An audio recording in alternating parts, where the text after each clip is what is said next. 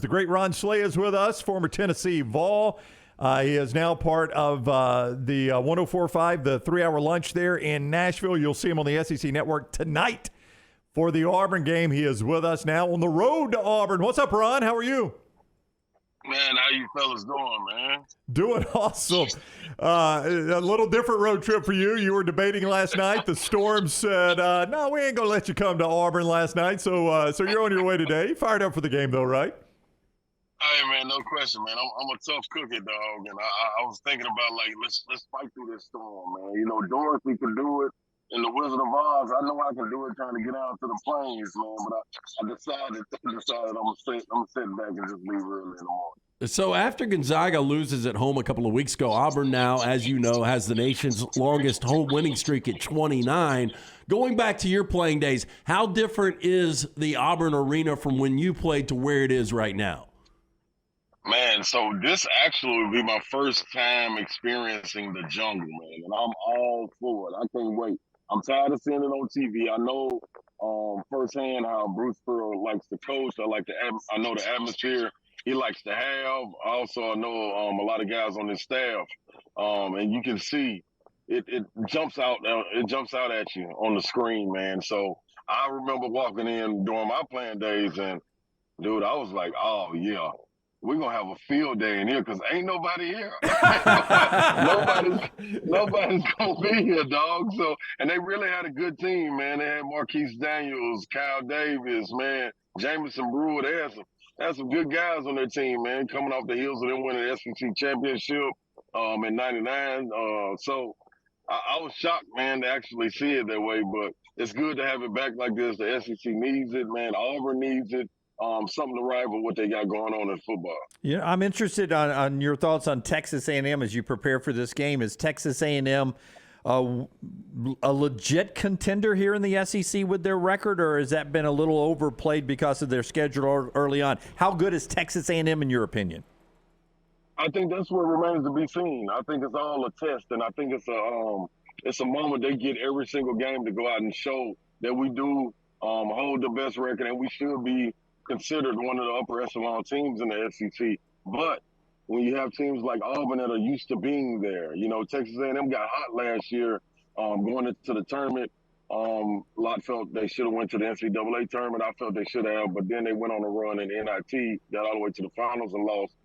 Brought back a lot of the same guys, man. So they are all well tested, man, and they know Buzz Williams is a great X's and O's coach. So to answer your question, honestly, I don't know, but I think it's a lot had to do with the way their schedule was. You know, a little bit to like it was last year. They started out the same exact way, went against Kentucky, lost, and kind of went downhill. So in order to change that, they have an opportunity to do that right now. And we're going to see what happens. I think it's a difficult place walking into the jungle, man. But they do have Wade Taylor who can go.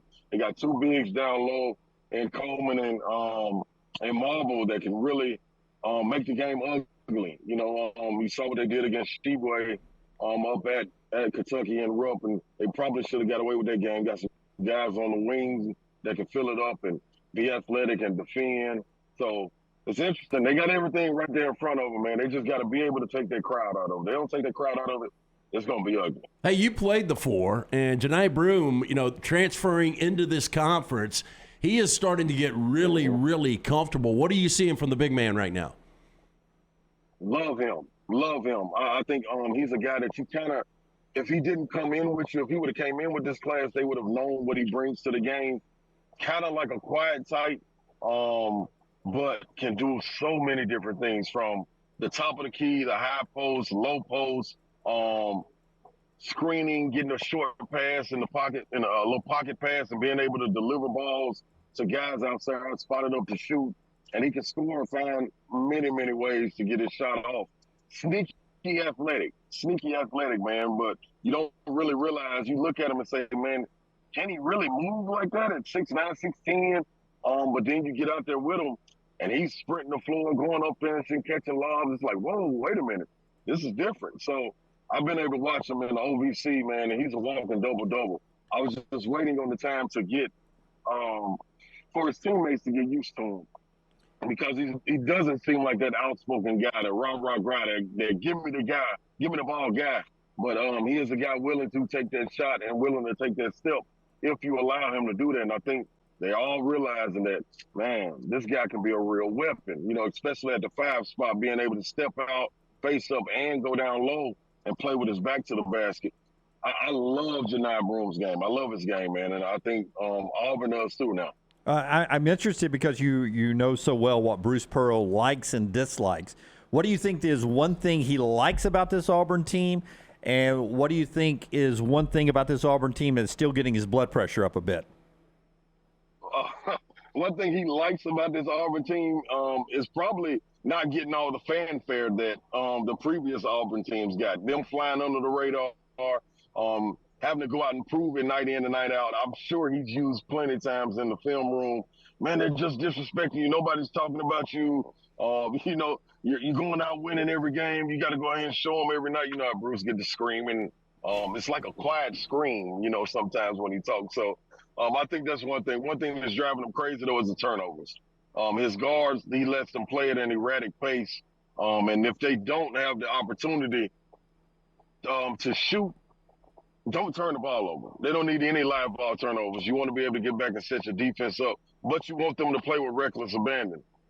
So I think the turnovers, if they can cut down on that, kind of resemble what they did against South Carolina and have a whole lot of assists, 20 assists, at double-digit assists for Wendell Green, 5 spots for KD Johnson to get in there, Flanagan getting back healthy and getting his feet under him, looking like that sophomore Flanagan that we came to know and love.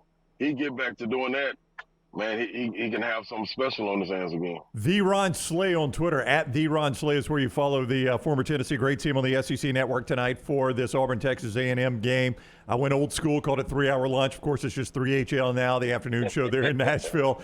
Ron is with us on the JohnstonRVCenter.com hotline. We're about to see the round robin, Tennessee, Alabama, Auburn. And I don't mean to dismiss Texas A&M from that, Ron, but Tennessee, Alabama, and Auburn, to really see where all these teams stack up among one another. Obviously, we follow Alabama very closely here. When you watch the Crimson Tide, they look very, very good. A lot of people think they're the best team in the country. What gives them trouble down the stretch? And what kind of team gives Alabama trouble down the stretch? The team that gives Alabama down the stretch will probably the team with Alabama. They have to give themselves trouble, man. They are that good from top to bottom. You got guys coming off the bench, and then you got that one piece in Brandon Miller that a lot of people don't have. You know what I'm saying? When you get to a point where you want to get over the hump, you're playing a really great team game. You saw it in the Arkansas game. Devo Davis is a great defender. That game was neck and neck throughout the game, and all it took was 2 possessions for Devo Davis to be late getting off the screen, chasing him, or to not get a hand up. And Brandon, it was a 9-0 run followed by 2 threes by Brandon Miller, and it blew the game open, and they kind of finished it. So I think that's one thing, man, and you got to be able to match their length. Their length on